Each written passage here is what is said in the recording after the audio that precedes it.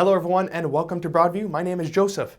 Today let's talk about a mystery that's been painstakingly explored by countless archaeologists for decades, but that still hasn't been solved. The Sphinx's secret chambers. In 2004, Boriska Kiprianovich, an 8-year-old Russian boy, made a bold claim. He said, "I'm from Mars," but was reborn on Earth. He even told stories about the history of Mars.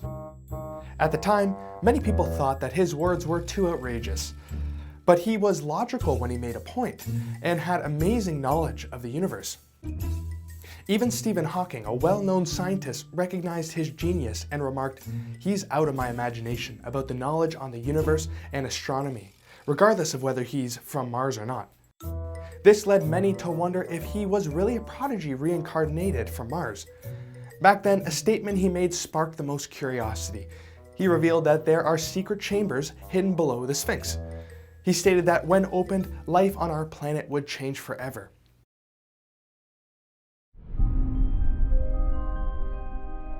In October 1910, a New York Times reported a full-page story about a man named Edgar Cayce.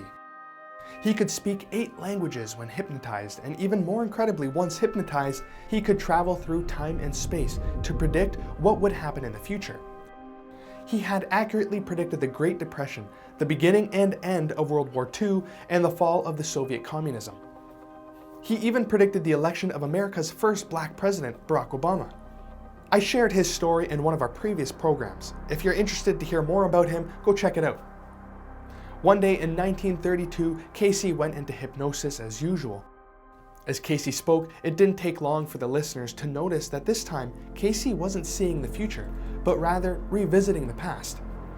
Cayce described that he came to a land once cleansed by a flood a long time ago. The flood came from east to west and eventually flowed into the Atlantic Ocean. He explained that he knew this because the flood eroded a building that he had built.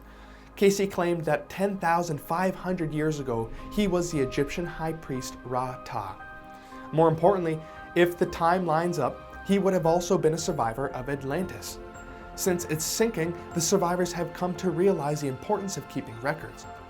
According to Edgar Cayce, about 10,500 years ago, the Egyptians tried to record, store, and even hide a record that could be found by future generations.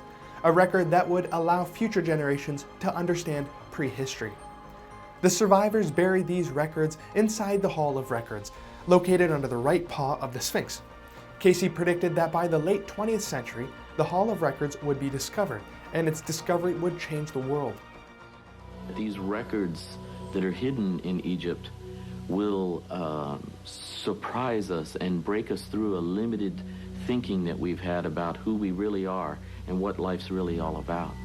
So it will require the right heart to open that chamber. At the time, Cayce's words didn't attract much attention, but in the late 20th century, a major breakthrough was made in the study of the Sphinx.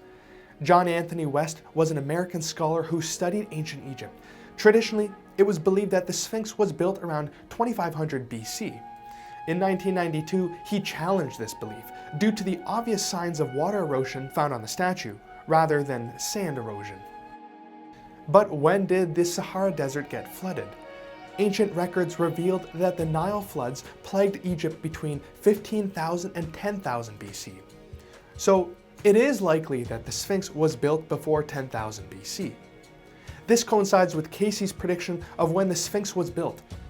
Edgar Cayce Foundation immediately asked the Egyptian government for permission to verify whether the Hall of Records existed under the right paw of the Sphinx, and the Egyptian government approved. In 1977, the Edgar Cayce Foundation and Stanford Research Institute formed a professional research team that traveled to Egypt. After days of diligent searching, the radar finally showed some interesting results. We did find anomalies beneath the Sphinx. Now these could be chambers, not just cracks or caves. But just when the team thought that they were about to uncover the Hall of Records described by Edgar Cayce, the Egyptian government suddenly sent an army to the site and stopped the team from doing any further drilling. The Egyptian government even went as far as denying that there's a cavity under the Sphinx and claimed that the Stanford Research Institute used radars to confirm that the Sphinx is a solid rock. Huh? How could the same institute come up with two contradicting conclusions? Isn't this strange? In fact, to this day, more than 10 expeditions have publicly confirmed the existence of a mysterious space inside the Sphinx. Regardless, the Egyptian antiquities authorities still insist that nothing has been found there. But there is nothing hidden underneath.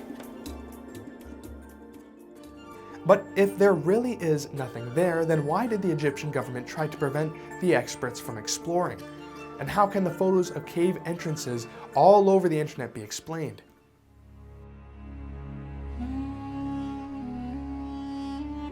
There are mysterious holes on the head, back, and buttocks of the Sphinx's body. The most mysterious photo was taken in 1920 by a photographer in a hot air balloon. We can clearly see that the hole is not only large, but also round. How deep is this hole? Well, looking at another old photo from 1925, we can estimate that the depth to be the height of an adult. But I suspect that this person in the photo was stepping on a ladder. Take a look at this sketch from 1798. A person is being pulled out of the hole by a friend. If the hole was shallow, the person inside could have lifted himself out easily. Is the hole on the Sphinx's head the entrance to the secret chambers?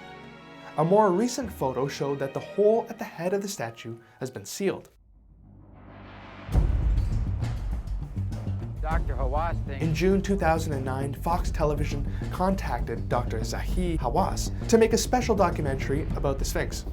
During the documentary, Dr. Zahi took the reporter down a vertical tunnel. Under the tunnel, they first reached a platform-like room with bone remains scattered all around it, while greater secrets were hidden deeper inside. When Dr. Zahi first found it, the room was filled with water. The archaeologists had no choice but to send divers to investigate.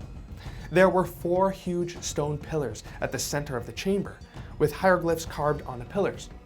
A large stone box was placed at the middle of the 4 pillars.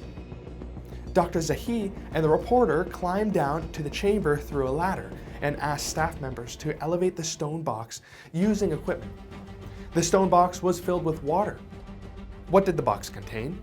Who was the owner of the box? Are there more secret chambers deeper inside? Then he turned around to leave, but used his body to block a deep tunnel next to him. But, to be fair, I did not excavate this tunnel yet. Then really I don't know where it leads us. Maybe Dr. Zahi said something inappropriate.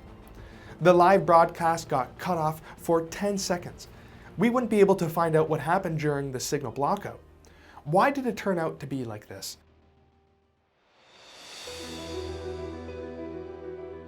So what secrets is the Egyptian government covering up? One theory is that the Egyptian government did not allow the excavations to advance on religious grounds. Ancient religious literature revealed that the 2 stones given by God were buried under the paws of the Sphinx. They are called Urim and Thummim. Therefore, due to this religious belief, the Egyptian government would not allow any further searching. The second theory originated from Edgar Cayce. The boy from Mars also spoke of this theory. The secret chambers of the Sphinx contain information about Atlantis. It likely hides many profound secrets of mankind, including the entire history of human civilization and the planet, and possibly amazing information about the universe. The uncovered secrets would create drastic changes to our lives and our known history. Maybe one day, soon the truth will be made public, as it was once predicted. Well, that's it for today's story. If you have any idea about what may be contained in these chambers, comment below. Have you ever been to Egypt to visit the pyramids or the Sphinx? What was the most profound part of it all? If you're still interested in any other content related to this topic, please feel free to leave your comments below. Thanks for watching. We'll see you next time.